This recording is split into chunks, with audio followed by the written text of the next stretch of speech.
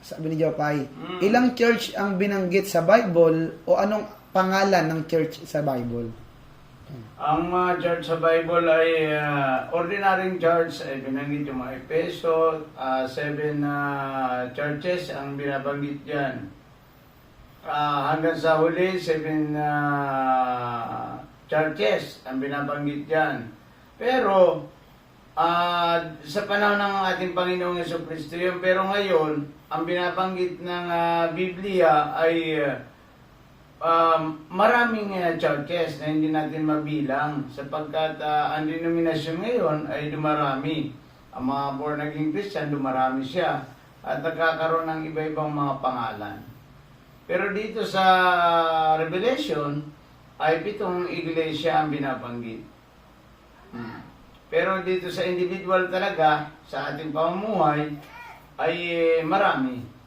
Hindi natin mabilang ngayon sapagkat ngayon ay patuloy na umuusbong yung salita ng Diyos. Kasi hanggang darating ang wakas kasi Jupay, darating ang wakas. Tingnan natin kasi yan ay binigyan ng palatandaan. Mateo 24 verse 14. Yan kaya dumarami ang mga simbahan ng church ng born again Christian, mga Kristiyano. Sige, basa. Ayan, Mateo chapter 24, verse 14. Sige. Sabi niya dito, no, ipapangaral sa buong sanlibutan ang magandang balitang ito tungkol sa kaharian ng Diyos upang magsilbing patotoo sa lahat ng mga bansa at saka darating ang wakas. Iyon.